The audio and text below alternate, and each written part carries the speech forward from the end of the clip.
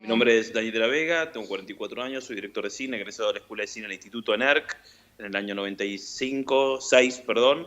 Me he ejercido como director, productor, camarógrafo, editor, montajista y hasta he hecho ridículo haciendo el actor. Así que tengo como un abanico, un espectro importante. He trabajado en el área del cine, la televisión y la publicidad. Y actualmente sigo trabajando como director esencialmente y sí, muchas veces convocado por directores colegas para hacer cámara. Empecé estudiando, digamos, en una escuela industrial, tecnología, mecánica. Luego empecé a estudiar animación, dibujos animados en la Escuela de Cine de Avellaneda. Estudié también el introductorio de cine de Avellaneda. Luego entro a la Escuela de Cine del Instituto en la ENERC y, bueno, egreso y a partir de ahí inicio un verdadero aprendizaje que es básicamente ver muchas películas y seguí estudiando muchas veces. Hice cursos de operación de cámara, Flycam, hice cursos en SICA de diferentes áreas, no solamente de cámara, también he hecho cursos de efectos especiales, de montaje, de operación de softwares. He hecho, la verdad que mi capacitación nunca termina. En este momento estoy haciendo un curso de corrección de color, por ejemplo, con la gente de Sync. La verdad que estudiar siempre ha sido parte de una pasión también. Todo depende del director que te convoque, ¿no? Y yo he tenido la suerte de trabajar con varios tipos de directores. Puedo decir que en general es un vínculo laboral que puede ser más o menos creativo en la medida que el director así lo permita. Esencialmente he tenido escenarios de todo tipo. He trabajado con directores que me permiten aportar o directores que me dicen este es el plano a donde tenés que apuntar y vos cumplís la orden dentro del marco de, digamos, de lo que te ponen de límite. A veces tenés cierta libertad en el medio, digamos, entre un plano, cuando empieza y cuando termina tenés como cierto control de lo que pasa, pero en esencia todo depende de quién sea el director y cómo creativamente se conecte con uno. A veces hay un vínculo más respetuoso o a veces hay un vínculo más respetuoso del hecho creativo por parte del camarógrafo. A veces el director tiene muy claro lo que quiere y vos esencialmente lo que haces es ponerte a su servicio para operar un equipo, que es como operar un torno, si querés. Todo depende del vínculo que establezcas. Hacer una película esencialmente es un hecho social. Lidias con un número importante de seres humanos, con un montón de egos. Vos sos parte, digamos, de ese proceso, vos tratás de afectar positivamente la película. El vínculo social puede modificarse de muchas maneras. Digamos, es muy difícil lidiar socialmente si no tenés inteligencia emocional, si no puedes lidiar con empatía con un equipo, digamos, entender cuál es la búsqueda de todos, hacia dónde van todos como equipo. He tenido todo tipo de escenarios, escenarios de absoluta paz y tranquilidad, donde el estímulo creativo es lo que define el proyecto, o vínculos con equipos que por ahí no son tan abiertos al diálogo, y bueno, vos tenés que lidiar con eso y es un poco adaptarse al contexto. Siempre la idea es aportar, sumar, siempre hacer crecer el producto final. A veces es difícil, pero es parte de la tarea.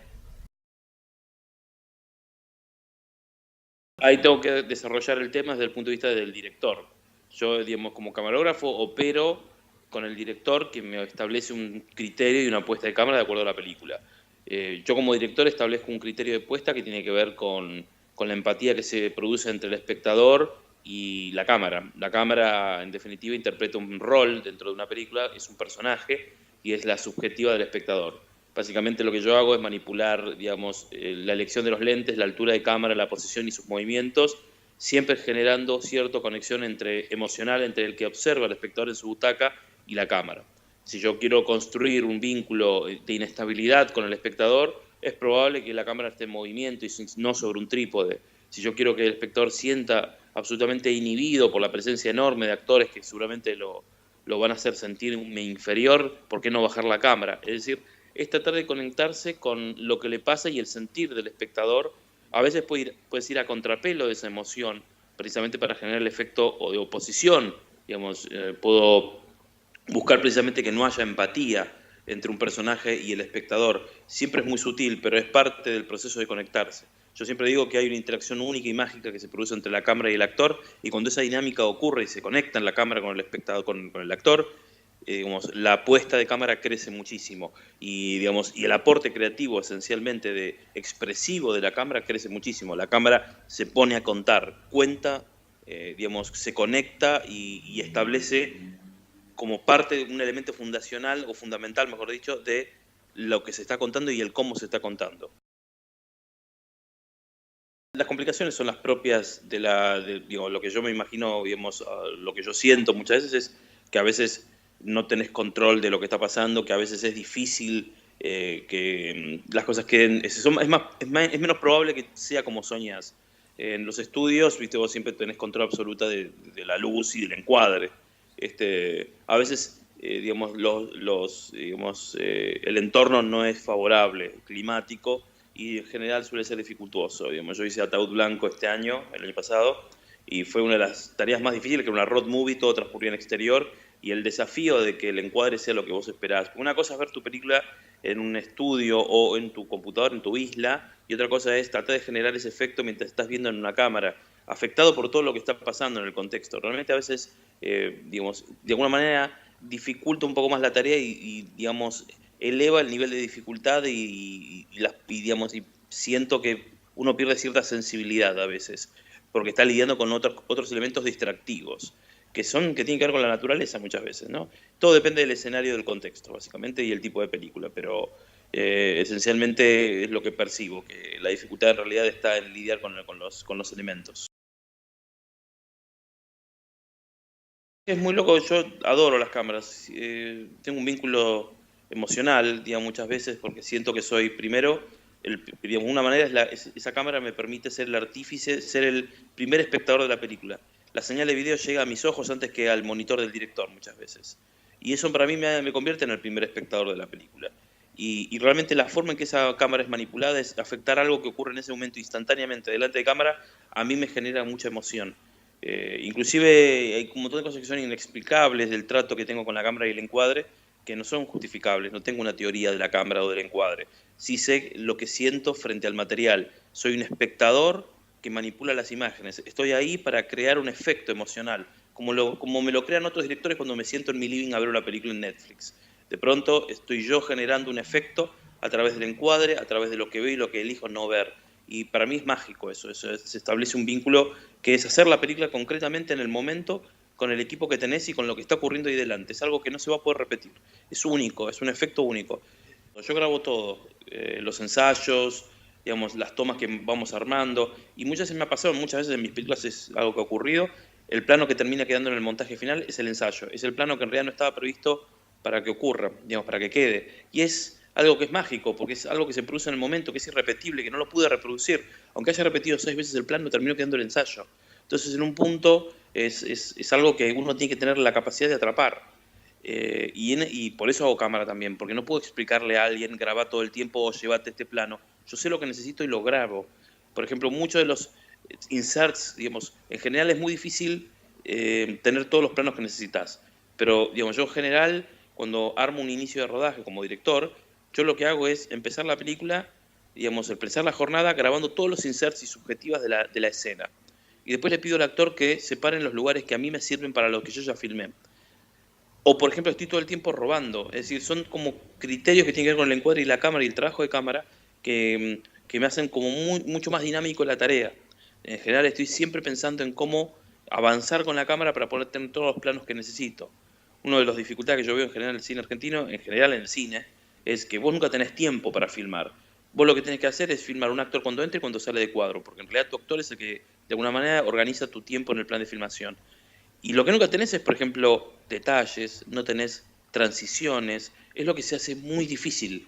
Como camarógrafo estoy muy atento a eso, porque son cosas que casi que me las tengo que robar, porque no lo tengo en el plan de filmación muchas veces. El cuadro vacío de la escena para contar un paso de tiempo, o el plano vacío para contar de que voy a empezar a meterme dentro de este espacio para contar lo que va a venir. Son cosas que son del oficio y que muchas veces dentro de los planes de filmación no tienen espacio.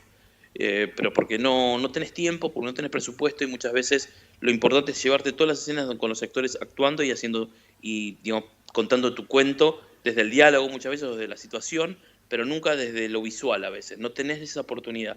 Y yo como camarógrafo es como que estoy muy atento a eso y aprovecho toda oportunidad para lograrlo. No. Sí me ha pasado que me comprometo tanto con mi trabajo que a veces sufro mucho cuando algo no me sale bien. Pero no, nunca estoy en desacuerdo con algo que me plantean. Si alguien me dice lo que tengo que hacer, lo hago. A veces pasa que te piden cosas que no sabes que no van a funcionar. Ellos por ahí te pueden pedir, haceme un zoom ahora. Y el zoom en ese momento no va a funcionar. Yo ya lo sé, pero lo tengo que hacer igual. A veces hay una resistencia natural porque hay cuestiones de forma que uno ya sabe que funcionan y que otras que no. Pero uno tiene que trabajar para el director que lo contrata. En definitiva es así. Esencialmente uno es, de alguna manera, el soporte de la mirada de quien quiere tomar una decisión con respecto a cómo contar su cuento y lo que tengo que hacer es ponerme a su servicio. Si yo puedo apoyar digamos, y sumar, todo depende de si me escuchan o no. Pero en esencia, digamos, yo he trabajado con directores que me han dejado en un rincón todo el día con un lente teleobjetivo y todas las escenas filmadas desde un ángulo, solo, y buscarla, y yo tenía que buscarla. O he trabajado con directores absolutamente quisquillosos que mueven la cámara todo el tiempo y te dicen dónde va la cámara, dónde empieza, dónde termina. O sea, es muy flexible el marco de trabajo. Y todo está supeditado de alguna manera al vínculo que tengas con el director.